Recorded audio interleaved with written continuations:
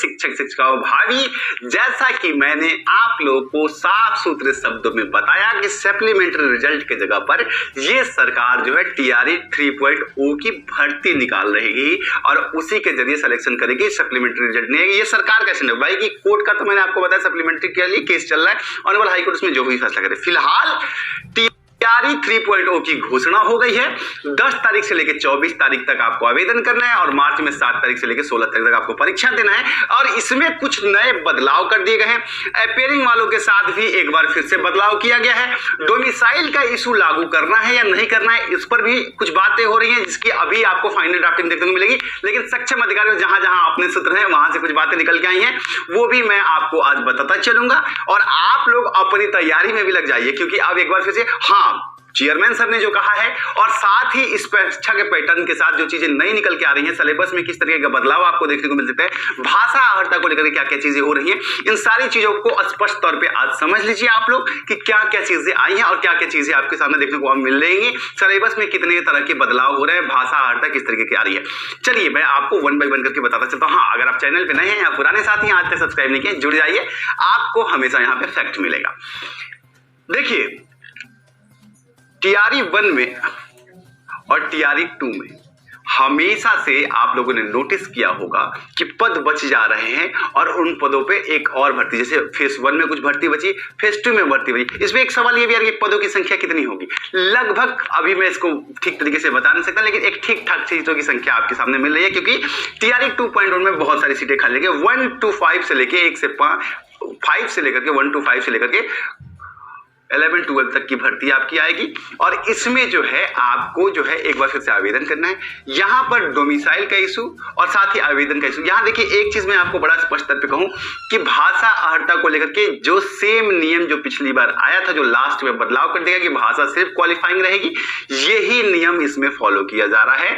आपको भाषा पे बहुत ज्यादा ध्यान नहीं देना है, बस क्वालिफाइंग करना है।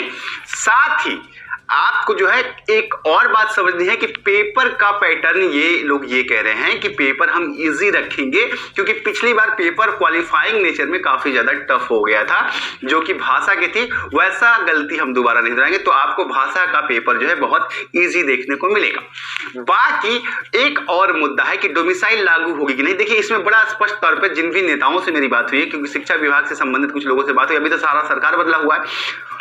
बीजेपी का स्टैंड हमेशा से जो है डोमिसाइल लागू करने को लेकर के रहा है। अब इसमें जो है एक बैठक होने वाली है, अब जैसे ही बैठक में फैसला आएगा फिर मैं आप लोगों को आकर के बताऊंगा।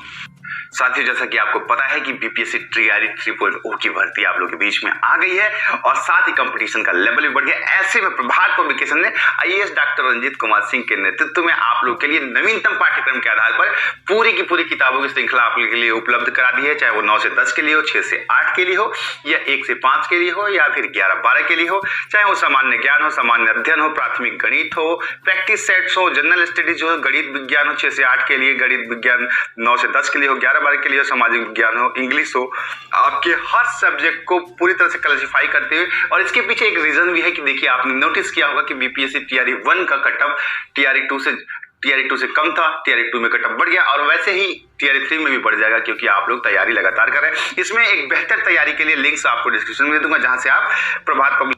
तो आप सबको ऑल द बेस्ट, तैयारी में लग जाइए और अच्छा कीजिए। आवेदन आपको किस तरीके से करने हैं और क्या क्या चीजें बिल्कुल पुराने पैटर्न पे है, और तमाम जो नए बदलाव और डॉक्यूमेंट्स की लिस्ट जो जारी हो रही है, डोमिसाइल की लिस्ट जो जारी होगी, वो मैं आपको समय के साथ आकर के बताऊंगा। फिलहाल 2 चीजें स्पष्ट समझिए कि इस बार का एग्जाम आपको फिर भी कॉम्पिटिटिव होने वाला है, टफ होने वाला है, और वो इसलिए होने वाला है साथियों कि लगातार 1 और 2 के साथ ही जिनका सिलेक्शन नहीं हुआ है वो तीसरी बार में भी आएंगे, और आप ही लोग एक बार फिर से आएंगे। लगातार आप लोग तैयारी में लगे हुए थे, तो आप लोगों को हमेशा से पेपर इस बार टफ होगा, क्योंकि सब तैयार बैठे हैं। आप देख रहे हैं कि कटअप 1 से 2 में हाई जा रही है, 2 से 3 में भी हाई जाएगी। ठीक है, अब इसको लेकर के जैसे ही नोटिफिकेशन आएगी, जो भी अधिसूचना आती है, जारी होती है, जो भी बदलाव होंगे, मैं समय के साथ समयबद्ध तरीके से आप लोगों को आकर के बता दूंगा। डोमिसाइल को लेकर के एक मीटिंग होनी है, जैसे ही उस मीटिंग के बाद जो नई नियमावली निकल के आएगी 3.0 की, उसमें सारी चीजें स्पष्ट हो जाएंगी, मैं आकर के आप लोग को बता दूंगा। तब तक के लिए तैयारी में। हाँ, सप्लीमेंट्री रिजल्ट को लेकर के मैं आप लोगों को बोल दूं कि देखिए सप्लीमेंट्री रिजल्ट सरकार का स्टैंड बहुत क्लियर है कि सप्लीमेंट्री रिजल्ट वो लोग नहीं देंगे, वो पद बचाएंगे। मैंने आपको कल भी बता दिया था, परसों भी बता दिया था कि ये लोग पद बचाएंगे और इसको 3.0 की भर्ती में दिखाएंगे और फिर उसमें भी सप्लीमेंट्री नहीं देंगे, 4 में दिखाएंगे।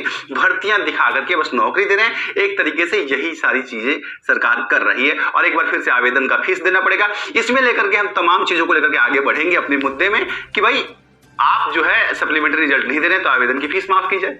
ये तमाम पहलुओं पर आगे चल के बात की जाएगी। फिलहाल के लिए यही आपके लिए सूचना है।